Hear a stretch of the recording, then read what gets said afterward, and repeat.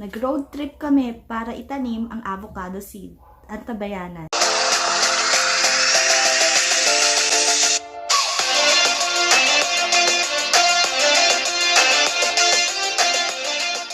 Welcome back to my channel. This is Lyly, your Soilista. Konting update lamang sa mga orange seedlings na idinirect nating ilagay sa egg tray with soil. Same with tissue method, unti-unti na itong nagkaroon ng mga stem. Back to our avocados, same process. Balatan muna ang outer coat ng inyong mga avocado seed. Siguraduhin ang yellow part ng seed na lamang ang natitira. Importante ang ibabaw at ilalim to ang wala ng balat.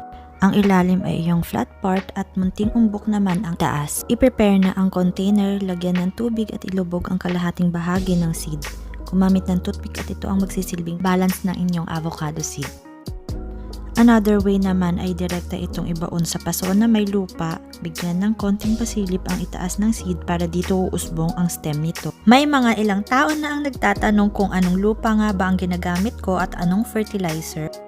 Sasagutin ko po yon sa susunod nating episode kaya wag ninyong kalimutan mag-subscribe sa aking YouTube channel. Matapos nyo pong ibaon ang avocado seed, wag nyo po itong kalimutan diligan, preferably twice a day, umaga at sa hapon. A few weeks later, makikitaan nyo na ito ng stem at roots. Ito ay ang mga sample progress na ng mga avocado seeds after 1 month. Ang isa sa mga napatubo ko na ay nabali. Huwag ho kayong kagad mabahala at mawalan ng pag-asa. Bigyan ito ng ilang araw para makarecover at patuloy pa rin ito diligan ng umaga at hapon. At hayaan itong mabuhayan ulit. Makalipas lamang ng ilang araw, inspeksyonin ninyo ito at makikitaan nyo na ito ng mga bagong buds. Pusisiin ng maigi at makikita ninyo ang maliliit na tubo nito. Ngayon ay pupunta tayo sa farm para magtanim ng avocado seed na napatubo ko nung isang araw.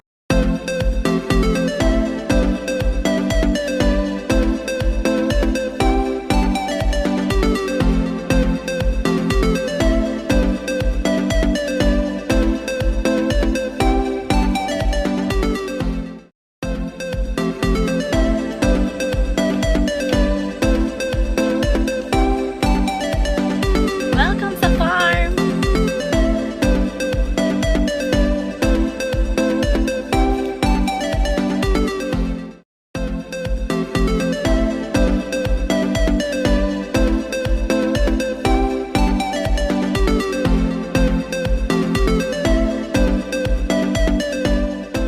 Sa mga hindi pa nakakapag-subscribe sa aking YouTube channel, kindly like, subscribe, and share my YouTube channel.